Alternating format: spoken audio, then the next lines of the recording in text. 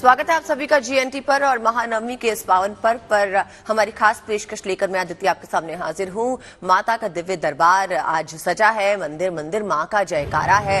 मां की सबसे भव्य स्वरूप पश्चिम बंगाल में दिखाई दे रहा है, जहां पूजा के लिए पंडालों में खासा उत्साह नजर आ रहा है। आज नवमी है और ये दिन नवरात्र का सबसे खास दिन माना जाता है। आपके सामने 3 तस्वीरें हैं। पहली तस्वीर देश की जाने माने मंदिरों की है, जहां सुबह से ही दर्शनों के लिए भक्तों की लंबी लंबी लाइनें लगी हैं।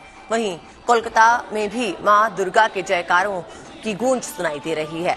गुजरात में इस वक्त गरबा का रंग जमा है। आपके सामने 3 तस्वीरें हैं और ये तस्वीरें बता रही हैं कि मां की भक्ति में भक्त किस तरह से रमे हुए हैं।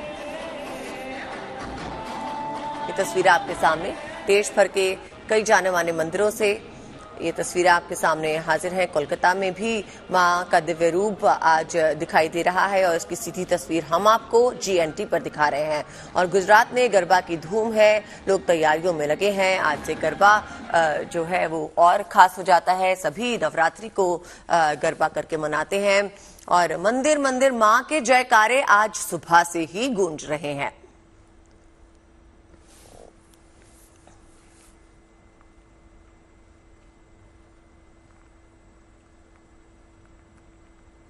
अब आपको भक्ति और आस्था की कुछ और तस्वीरें दिखाते हैं। आज सुबह उत्तर प्रदेश के मुख्यमंत्री योगी आदित्यनाथ ने गोरखपुर के गोरखनाथ मंदिर में महानवमी के मौके पर कन्या पूजन किया। उन्होंने कन्याओं को तिलक लगाया और उनका आशीर्वाद लिया। नवरात्र के अंतिम दिन यानी महानवमी को हवन और कन्या पूजन का विधान है। तो दूसरी ओर इस तस्वीर में हम आपको दिखा रहे हैं केंद्रीय मंत्री ज्योतिरादित्य सिंधिया भी भक्ति के रंग में नजर आए। उन्होंने अपनी कुल देवी के दर्शन किए और उनसे आशीर्वाद मांगा। इन 2 तस्वीरों में हम आपको दिखा रहे हैं, एक तरफ योगी आदित्यनाथ जो कन्या पूजन में मग्न है, कन्याओं का आशीर्वाद देते हुए, और दूसरी तरफ ज्योतिरादित्य सिंधिया जो अपनी कुल देवी के दर्शनों के लिए पहुंचे और मां का आशीर्वाद लिया।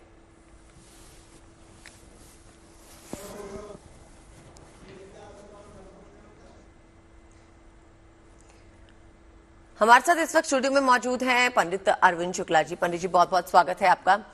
तो पंडित जी आज महानवमी का पर्व है और आज देश भर में मां सिद्धिदात्री की पूजा हो रही है। आज की मान्यता के ऊपर प्रकाश डालें और बताएं कि पूजा का विधि विधान सही क्या है। जी, जैसे कि प्रथम दिन से यानी प्रतिपदा से लेके अष्टमी तक अपन पूजन करते हैं। अष्टमी तक अपन जो है मां की भक्ति में डूबे रहते हैं। यह अंतिम दिन होता है नवमम सिद्धदात्री चा नौ दुर्गा प्रकीर्ता। तो इस दिन फल की हमें प्राप्ति का क्षण होता है, अर्थात जो हमने अनुष्ठान किया है भगवती का, जो भगवती से याचना प्रार्थना की है, अब वह फल की प्राप्ति का होता है। तो आज के दिन का जो विशेष है वो विशेष ये होता है कि आज के दिन आप हवन करते हैं। जिन मंत्रों का आपने जाप किया है या आपके यहाँ ब्राह्मणों के द्वारा कोई दुर्गा सप्तशती का पाठ हुआ है तो उसका दशांश हवन करते हैं। अब इसमें करते कैसे, विधान क्या है, ये मैं आपको बताता हूँ। पंडित जी पहले हमें ये बताइए, दुर्गा सप्तशती का जो पाठ है वो क्यों खास है?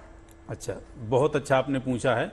दुर्गा सप्तशती का पाठ खास इसलिए है कि दुर्गा सप्तशती मार्कंडेय पुराण से निकली हुई है। वेदव्यास ऋषि की रचित जो मार्कंडेय पुराण है, उस मार्कंडेय पुराण से ये दुर्गा सप्तशती निकली हुई है। दुर्गा सप्तशती में 700 श्लोक हैं और दुर्गा सप्तशती का अपना एक विशेष महत्व है। इसमें 3 रहस्य हैं, प्रथम रहस्य, मध्यम रहस्य और उत्तर रहस्य।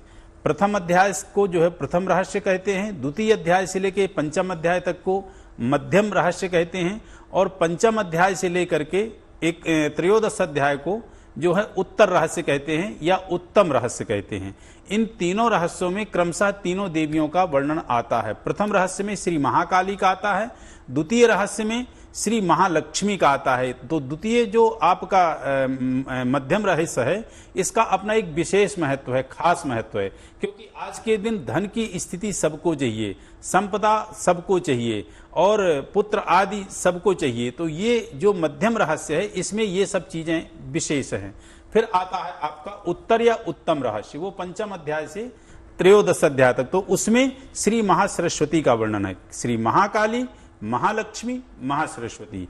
एक तो विशेष खास ये है दूसरा ये बता दें, दुर्गा सप्तशती में 3 कवच होते हैं, कवच, कीलक और गला, और फिर 3 रहस्य होते हैं, वैकृतिक रहस्य, प्रधानिक रहस्य और मूर्तिक रहस्य। तो एक तरह से ये दुर्गा की जो है 6 अंग हैं, और प्रथम अध्याय से लेकर त्रयोदश अध्याय तक ये दुर्गा का धड़ है। तो दुर्गा सप्तशती में जो 700 श्लोक हैं उनका अपना एक बड़ा विशेष महत्व है। थोड़ा सा मैं आपको परिचय दूं कि दुर्गा सप्तशती में 700 श्लोक है। सप्तशती, सत माने 100, सती सप्त सती, सप्त माने 7 और सती माने 100, तो सप्तशती ऐसा उसमें 700 श्लोक हैं। रामायण में भी 7 कांड हैं, और आप यदि उठा करके देखें तो महाभारत का जब युद्ध हुआ तो उसमें भी 7 दरवाजे जो है चक्रव्यूह की रचना में किए गए थे। रामायण में जब बाली को मारना था प्रभु राम को, तो उसमें जो है सुग्रीव ने पूछा कि आप प्रभु मार कैसे पाएंगे, तो बोले नहीं मैं मारूंगा और मार दूंगा। तो बोले प्रभु पहले परीक्षण कर लेते हैं। तो 7 ताल के पेड़ थे, उन 7 ताल के पेड़ को एक बार में ही प्रभु राम ने 7 पेड़ों को काट दिया था।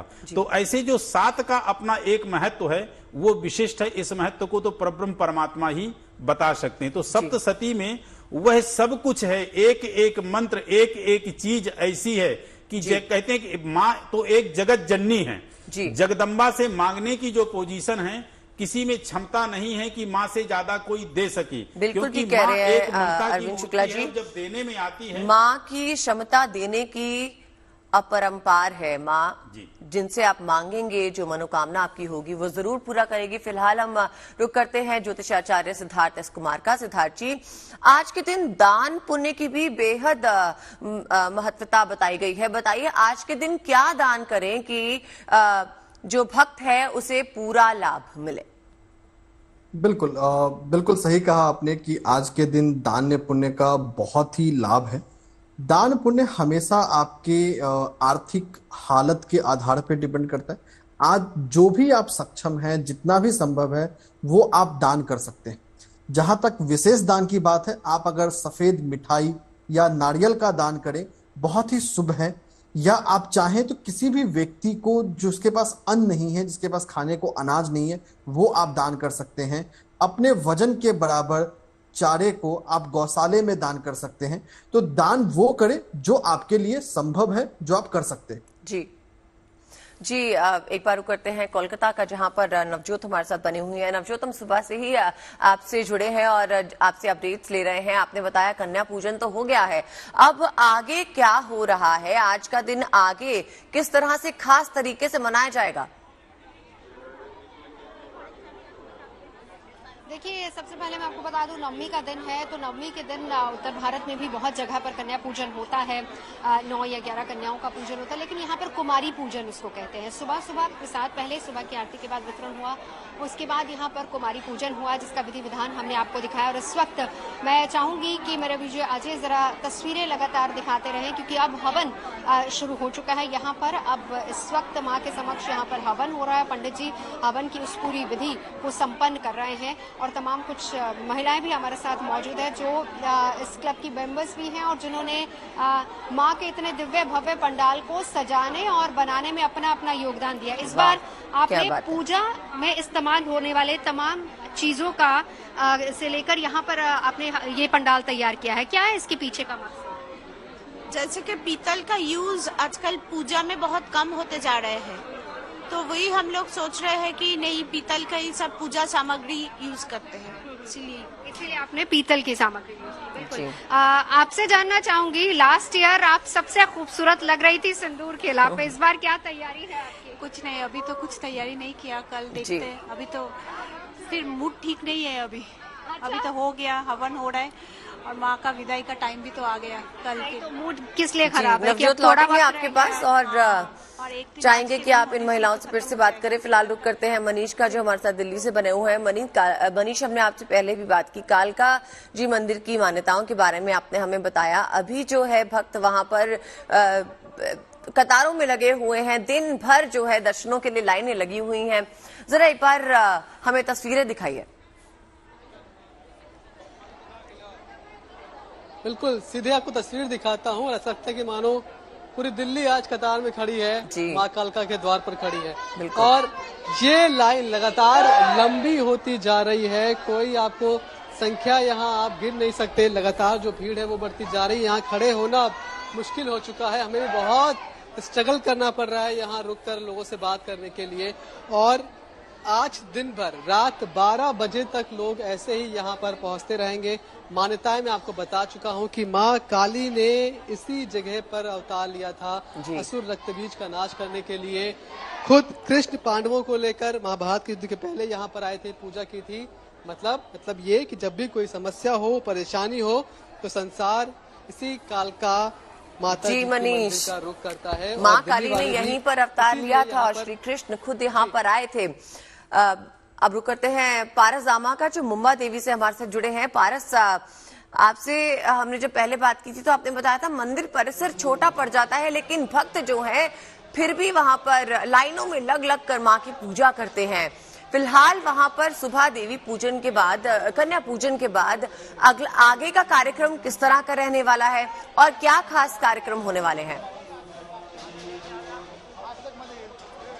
अदिति, सबसे पहले तस्वीरें देखिए, मैं सुबह से दोहरा रहा हूँ कि कितनी तादाद में लोग यहाँ पहुँच रहे हैं। ये देखिए, सिस्टमैटिक लाइन बनाई है, कतार बनाई हुई है, तो भी लोग संभल नहीं रहे हैं। इतनी तादाद में लोग यहाँ पहुँच रहे हैं कि लोगों को सिर्फ माँ के दर्शन करने हैं। आज आखिरी दिन है, 9वां दिन सबसे महत्वपूर्ण माना जाता है। माँ सिद्धिदात्री की पूजन किया जाता है, उनकी आराधना की जाती है, पूजा की जाती है। इस बीच ये भी कहा जाता है कि इस दिन जो भी आप सिद्धियाँ प्राप्त करना चाहते हैं, अगर श्रद्धा से और मन से, अच्छे मन से उसको मांगा जाए तो माँ देती हैं।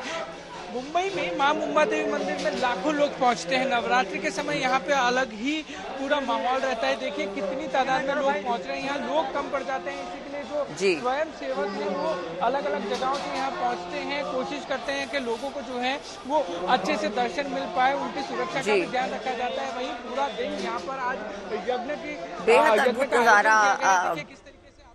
बहुत बहुत शुक्रिया आप सबका हमारे साथ जुड़ने के लिए और ये दर्शकों को इस तरह के विजुअल्स दिखाने के लिए, घर से ही माँ की आराधना के लिए, माँ के दर्शनों के लिए आप सभी का बहुत बहुत शुक्रिया।